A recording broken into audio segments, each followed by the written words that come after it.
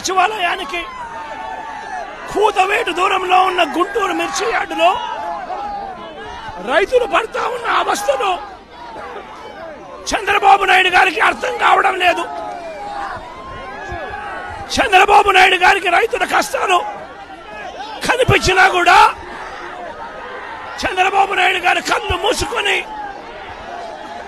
రైతులను కష్టాల పాలు చేస్తా ఉన్నాడు. ఈరోజు ఇదే గుంటూరు మిర్చి యార్డులో రైతులు పండించిన మిర్చి పంటకు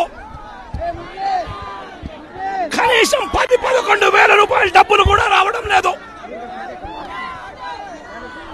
రైతులు కష్టపడి తాము పండించిన పంటను అమ్ముకోలేని పరిస్థితిలో రైతులు ఈరోజు ఉన్నారు.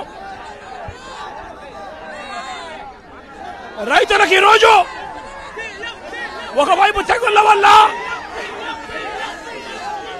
రైతులకు ఇవాళ పంట కూడా మామూలుగా 20 క్వింటాళ్ల పైన రావాల్సిన పంట ఈరోజు 10-15 క్వింటాళ్ళకే పడిపోయిన పరిస్థితులు కనిపిస్తా ఉన్నాయి.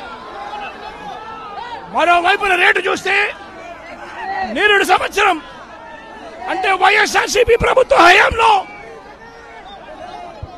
21,000 నుంచి 27,000 రూపాయలు పలికిన పంట ఈరోజు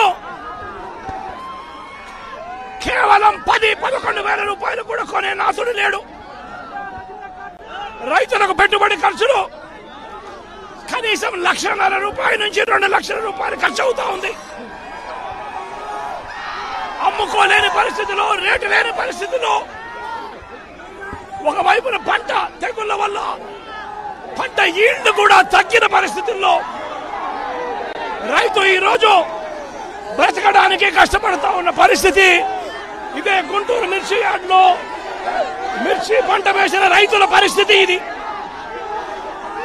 రాష్ట్ర వ్యాప్తంగా ఏ పంట తీసుకున్నా కూడా కందులు గాని, మినుము గాని, పెసరు గాని, టమాటో గాని, పత్తి గాని, ఇలా ఏ పంట తీసుకున్నా కూడా రైతులకు గిట్టుబాటు ధరలు రాని పరిస్థితి ఈ రోజు ఈ రాష్ట్రంలో కనిపిస్తా ఉంది. మరోవైపున చూస్తే చంద్రబాబు నాయుడు గారు రైతులను దళారీలకు అమ్మేసిన పరిస్థితి కనిపిస్తా ఉంది. ఈరోజు వైఎస్ఆర్సీపీ ప్రభుత్వ హయాంలో రైతు జీవితంలో వెలుగులు చూడడానికి ప్రవేశపెట్టిన సంస్కరణలన్నీ కూడా ఈరోజు అన్ని కూడా కనపడకుండా పోయే పరిస్థితిలోకి వచ్చాయి. ఈరోజు గ్రామాలలో ఆర్బీకే వ్యవస్థ ఈరోజు గ్రామాలలో నిర్వీర్యమైపోయిన పరిస్థితి. ఈ క్రాప్ వ్యవస్థ నిర్వీర్యమైపోయిన పరిస్థితి. ఈరోజు గ్రామాలలో రైతులను చేపట్టుకొని నడిపించే ఈ ఆర్బీకే వ్యవస్థ ద్వారా గతంలో పంటలు కొనుగోలు జరిగేటివి. ప్రతి రైతు కూడా ఈ క్రాప్ కింద రిజిస్టర్ చేసుకున్న ప్రతి రైతుకు కూడా గిట్టుబాటు ధరలు వచ్చే విధంగా ఆర్బీకేలో ఈ మాదిరిగా పోస్టర్లు కనిపించేటివి.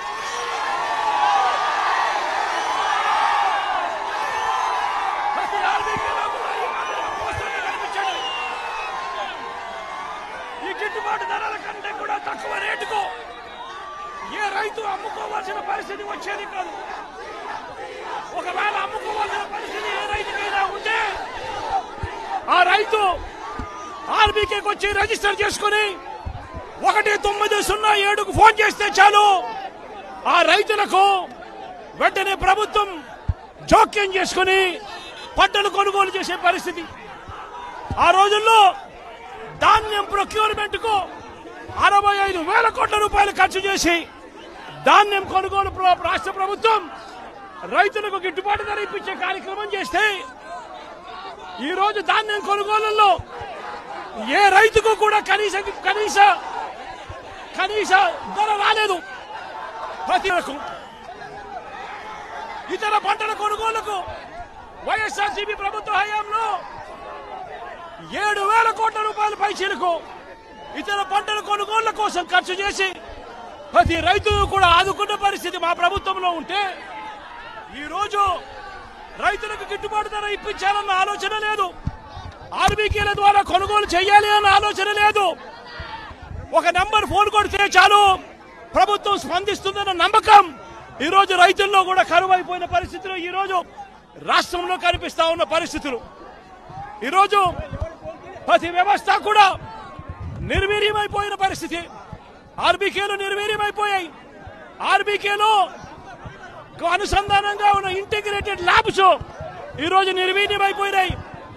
గతంలో ఎవరైనా కల్తీ విత్తనాలు అమ్మాలనుకుంటే ప్రభుత్వం ఉంది అని చెప్పి భయపడే పరిస్థితి నుంచి ఈ రోజు యథేచ్ఛగా ప్రభుత్వమే దగ్గరుండి ఆర్బీకేల ద్వారా ఎరువులు సప్లై, విత్తనాల సప్లై ఆపేసిన కార్యక్రమం జరుగుతూ ఉంది.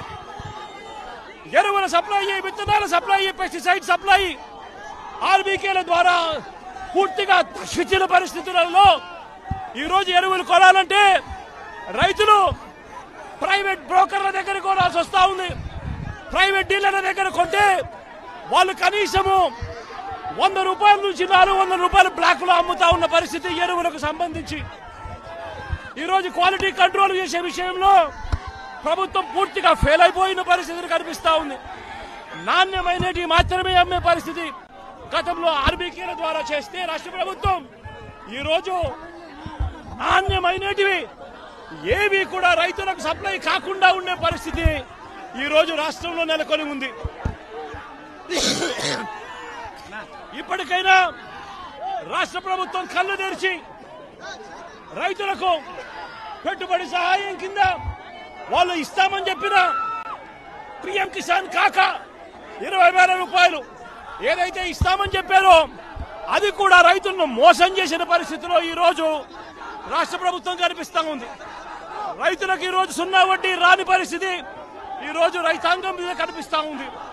ఈ రోజు ప్రతి విషయంలోనూ కూడా రైతులు ఈ ప్రభుత్వంలో నష్టపోయిన పరిస్థితుల మధ్య చంద్రబాబు నాయుడు గారు ఇప్పటికైనా కళ్ళు తెరవాలి, గుంటూరు మిర్చి యార్డుకు రావాలి, వచ్చి రైతుల కష్టాలు తెలుసుకొని రైతులకు కనీస గిట్టుబాటు ధర వచ్చే విధంగా రైతుల కోసం చంద్రబాబు నాయుడు గారు గట్టిగా నిలబడకపోతే తీవ్రమైన పరిణామాలుంటాయి.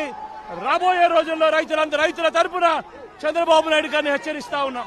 ఈ రోజు ఇక్కడ కూడా పరిస్థితి ఏమిటి అంటే ఒక ప్రతిపక్ష నాయకుడు ఇక్కడికి వస్తున్నాడు అనంటే, రైతులతో మాట్లాడే ప్రయత్నం చేస్తున్నాడు అనంటే కనీసం పోలీసుల భద్రత కూడా చంద్రబాబు నాయుడు గారు ఇవ్వని పరిస్థితి. నేను ఇదే చంద్రబాబు నాయుడు గారికి చెప్తా ఉన్నా, ఎల్లకాలం ఈ ప్రభుత్వం ఉండదు. రేపొద్దున ప్రతిపక్షంలో మీరు కూర్చున్నప్పుడు ఇదే మాదిరిగా పోలీసు భద్రత మేము తీసేస్తే ఎలా ఉంటుందో ఒక్కసారి ఆలోచన చేసుకో చంద్రబాబు.